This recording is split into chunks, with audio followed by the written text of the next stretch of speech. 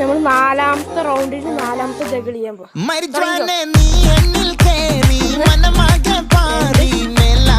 3 4 അപ്പോൾ അത് 4 അടിച്ചിരിക്കുന്നു. അതിൻ്റെ ഇടയ്ക്ക് 5 ഒക്കെ അടിക്കുന്നുണ്ട്. ശരിയില്ല, ഞാൻ വന്ന് നിർത്ത്. ഓക്കെ, അപ്പോൾ നമ്മുടെ അടുത്ത റൗണ്ട് സെക്കൻഡ് റൈഹാനാണ്.